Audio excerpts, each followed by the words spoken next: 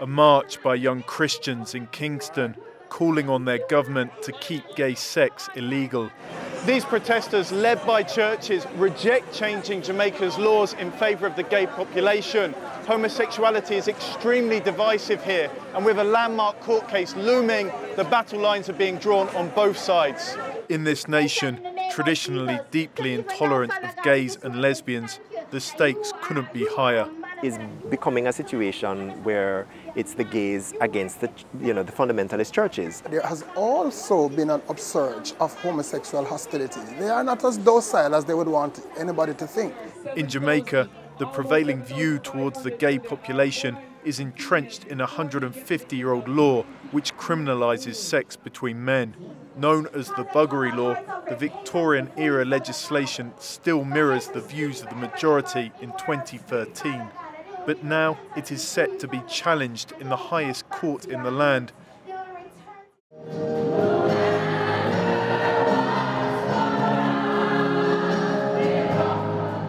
As usual on this deeply Christian island, the conversation begins first thing on Sunday morning.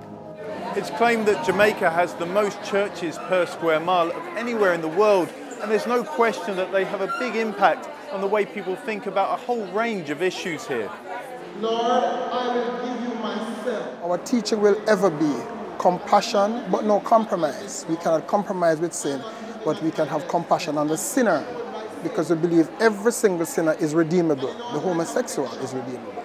The church is organising protests and taking legal action to keep the law.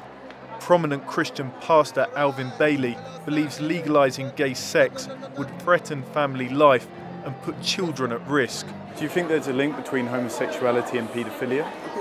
I think that there's a link. There's a link. Not that there might be necessarily any greater link otherwise, but there's definitely a link. Take his hands off the children! Amen. In the name of Jesus.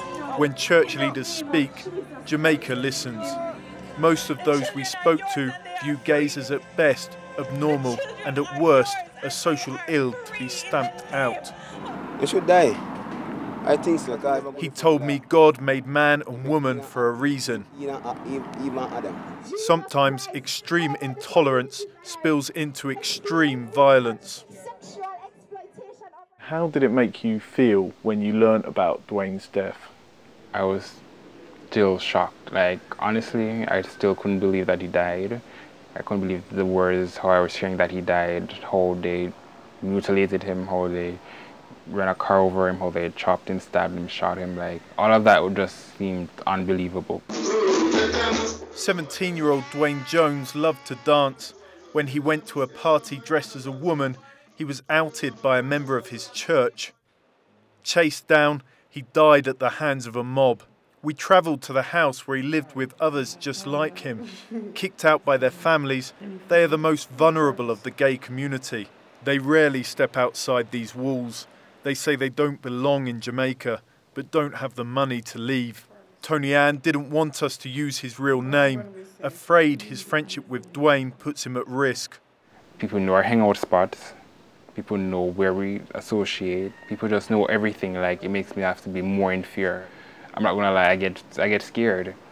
Most of my friends say I'm being cowed, but it's like this fear, like, am I going to have to run today?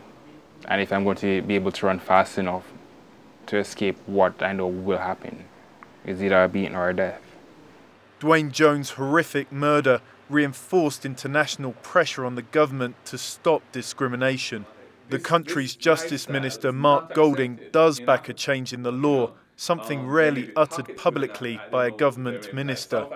I think consensual sexual acts between consenting adults in private should be decriminalized. I don't think the law should criminalize that activity. Yeah, that's my personal view. Mm-hmm. Since the government is the country's leaders, they're elected leaders, isn't it your responsibility to start the country down that path? I think it's our responsibility to try and move the country in that direction. We are intending to try and do some PR, public education, around issues of tolerance. Can you give me an example of that and when it's going to start happening? No. That is in its infancy. In terms of how much of a budget it will be, that has to be worked out. Gay rights leaders themselves have tried to publicise a message of acceptance through TV adverts like this one. Still trying to get Jamaicans to respect my human rights as a gay man. But television channels refused to air them, saying they couldn't promote illegal activities. Anti-gay feelings, however, are expressed openly, in particular by singers from the dancehall music scene. Homophobic rhetoric sells records. It also sells newspapers. The Jamaica Observer has published a string of homophobic cartoons painting gay men as vulgar and violent. Editor Desmond Allen says it's just free speech. We don't tell the columnists what view they should hold. We let them hold their views. I believe that the cartoonist is anti-gay. That's his opinion. It is not the opinion of the Observer.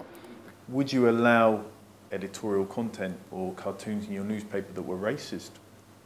That's an interesting question, because I think we have a more developed position on racism than we have on gay rights.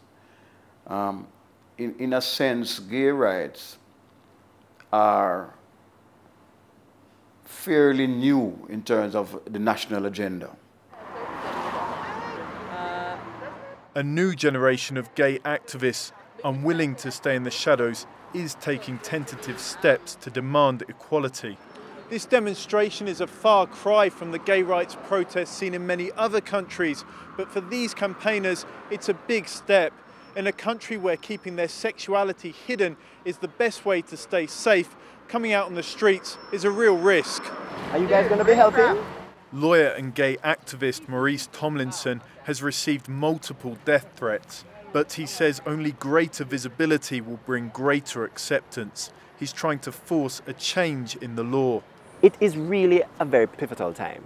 I know that the decision, when it comes down, will be echoing across the region, because there are 15 countries in the Western Hemisphere which still have those laws, and sadly, we're all located in the Caribbean. Winning that battle is still far off, and it will take more than a legal victory to change the attitudes of a society still struggling to accept gay Jamaicans.